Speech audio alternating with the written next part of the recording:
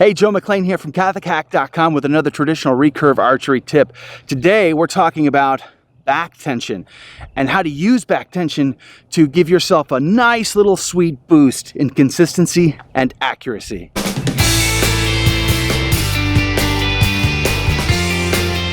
So it's been, I don't know, a week and a half since I've been out here shooting, or actually shooting at all. I haven't been out here in this long range ditch that I get to shoot in for months, I don't know, a long time.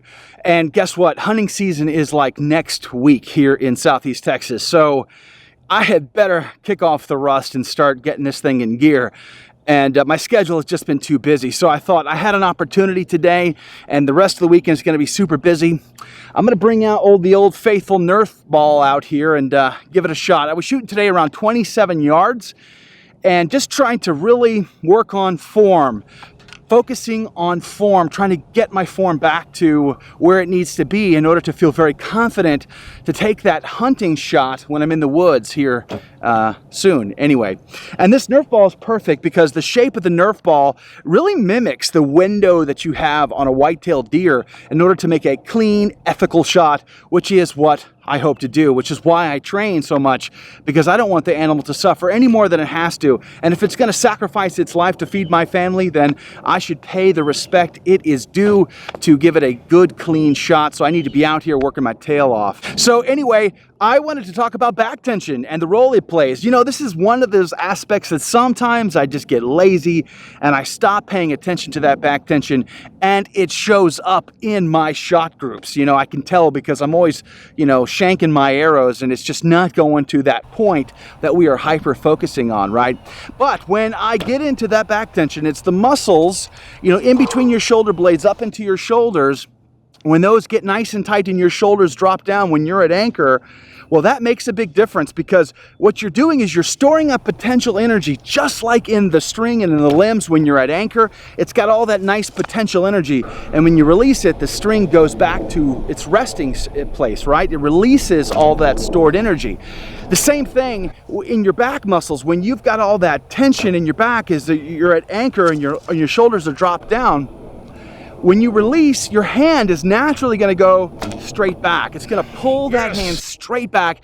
And when your hand goes straight back, what you get is a cleaner release. Cleaner release means more accurate, more precise, more consistent shots onto your target, really close to that point. And today, I'm telling you, I was truly trying to kick off all that rust. It really showed up. And every time that I really had nice, good back tension, I had a much cleaner release and my arrows were going where I wanted them to go. And Old Faithful there is a good testament, a good witness to that, I think. So, you know, here's an exercise, and I learned this from Wolfie, another incredible internet archer. He's from the UK, phenomenal instinctive archer. I've really learned a lot from him. I really enjoy watching his videos. But, you know, he talked about, you know, putting your hands together like this in front of your face, and then really pull apart. And what you'll do is you'll feel how your shoulders drop down. You'll feel how you got all that tension in your back muscles. So try that if you haven't already, and let me know how it goes for you. I know that a lot of really seasoned instinctive archers will say, no, pay no attention, just focus on your spot. Hey, listen, that's great if you've been shooting for 40 years, but for us rookies who are trying to really hone our skills and we're still fairly new at this, listen, focusing on your form will pay dividends in the long run, because the more you focus on your form, the more that becomes muscle memory, the more you can get to the point where you are so consistent that you can then just ignore everything else and sort of focus on that point, and your body and your brain will take over and do everything else.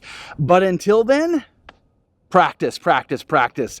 Hone that form, really shape it, really be disciplined to nail it into place, especially if you are hunting, because the animal, in my opinion at least, deserves your very best. So that's my tip for today on back tension. I would love to know your thoughts on back tension. Is this something you pay attention to in your particular style of archery? If so, leave a comment below and let me know what you think. If you'd like to watch my last traditional archery tip video, click right here and do me a favor, subscribe if you like these kinds of videos. I do produce all kinds of videos. I'm a full-time Catholic evangelist, so I do produce other videos, but I'm a big fan. I love traditional archery, and so I also produce traditional archery videos, and you can subscribe and get the latest ones as they come out. Also, give it a thumbs up. Let me know that you like it. So there you go. I'm praying for you, especially if you're also preparing to go out into the woods to harvest an animal and feed that to your family. Praise be to Jesus Christ. I'll pray for a successful hunt, and I hope that you'll pray for me too. And as always, shoot straight, and until the next video, may God richly bless you.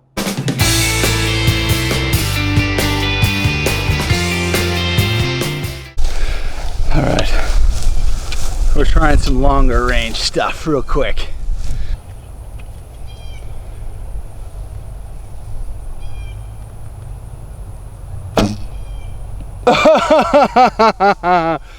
Oh, that's awesome. Let's see. Let's see. 53 yards.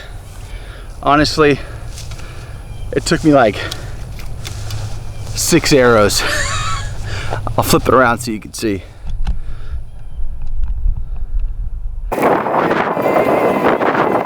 Not good shots. The last one was killer. Everything else, not so good. Not so good. It's really low. So this is my group. It was really low. Then of course I had that one. But that's the shot right there.